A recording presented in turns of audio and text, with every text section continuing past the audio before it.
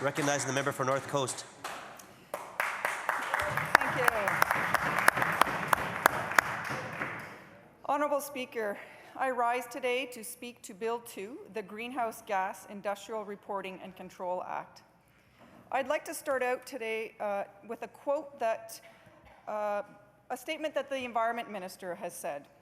She said, "There is no point in establishing an LNG industry in British Columbia if we can't protect the environment."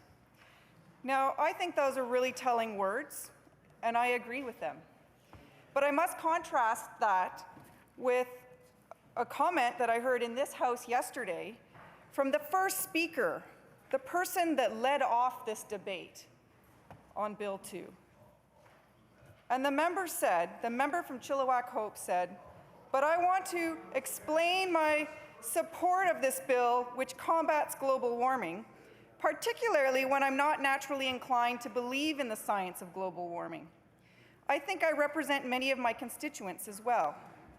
Although I'm not convinced of human-caused or so-called anthropogenic global warming, I wouldn't call myself a denier either. I'm more of an agnostic on the question." Honourable Speaker, the dichotomy of the statements from the members in this House are really confusing. And the members opposite are often talking about the 90s. Now, in the 90s, I was a teenager. And I really think that this demonstrates the archaicness of some of archaic thinking of some of the members on the opposite side of the House. Global climate change is that. It's a global issue. It's the issue of this generation. It should be imminent, uppermost on our minds. I'd like to say that I support LNG for British Columbians. I support LNG for British Columbians, providing that it comes with good-paying jobs for British Columbians.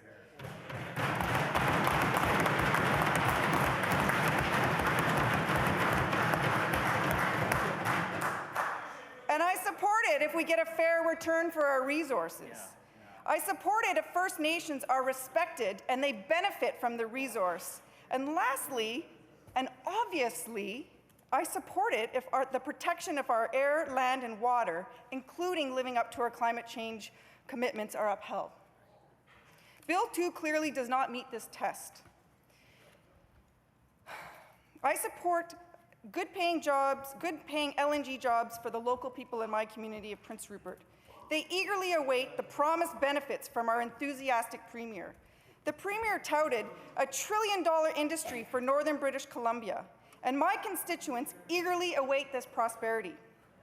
It is paramount that LNG proponents enter into express guarantees that put jobs and training opportunities for British Columbians first.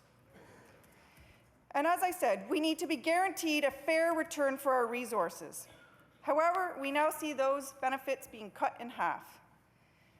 In the North Coast, nearly half the population that I represent is Aboriginal. It's paramount that First Nations are being respected, made partners in LNG, and the rights to a share of the benefits must be recognized.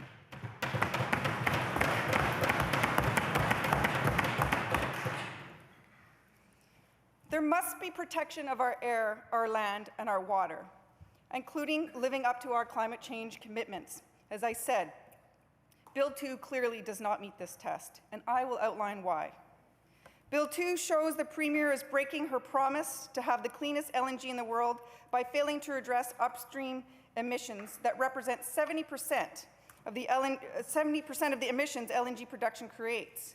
Not acknowledging this is negligent.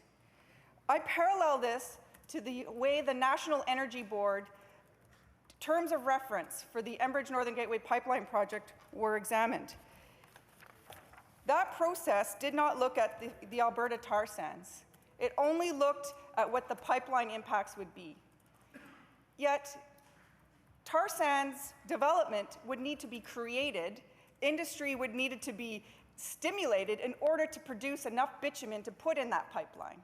And all they wanted to examine was the impacts of the pipeline. Again, that's not realistic. According to the Pembina Institute, upstream emissions account for approximately 70% of GHG emissions in the LNG life cycle, and they're not covered by this legislation. The legislation also provides LNG proponents with flexibility to meet that benchmark. If proponents cannot reduce their GHG emissions to the 0.16 carbon dioxide equivalent per ton of LNG produced, they can either 1, invest in BC-based offset at market prices, or 2, contribute to a technology fund at a rate of $25 per ton.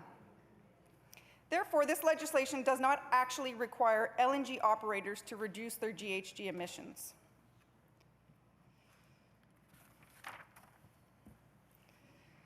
The government press release accompanying the legislation includes a backgrounder on the LNG Environmental Incentive Program, which provides further subsidies to the industry and proposes a market system for tradable performance credits for facilities that perform below the 0.16. The release states facilities that have achieved annual performance below the 0.23 tons carbon dioxide equivalent per ton of LNG produced are eligible to participate in the LNG Environmental Incentive Program. Performance below the 0.23 and above the 0.16 will receive a prorated incentive based on their actual compliance costs. Performance below 0.16 will earn the facility a performance credit that can be sold to LNG facilities. However, no further details are provided. How big will this subsidy be, or how will the performance credit market be regulated? The LNG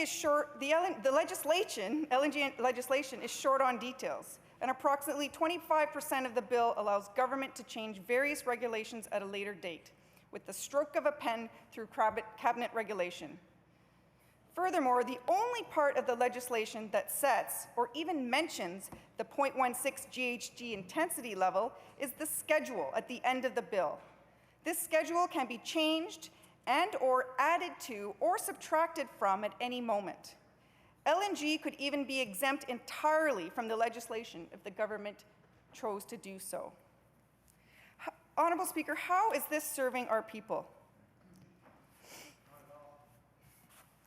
I would just like to read into the record a quote from Clean Energy Canada, and then I will wrap up. There are a couple other speakers, and we are coming to the conclusion of the debate on this bill, but I could go on forever.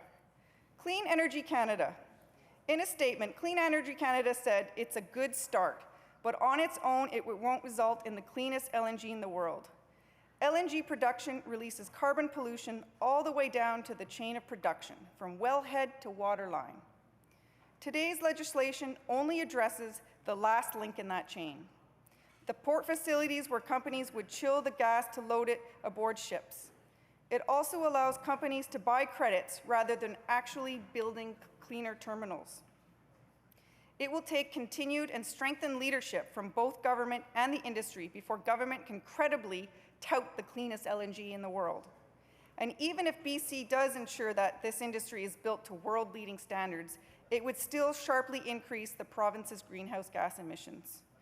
Honourable Speaker, it is these words this is why I cannot support this bill. I will not be voting in favour of Bill 2. Thank you.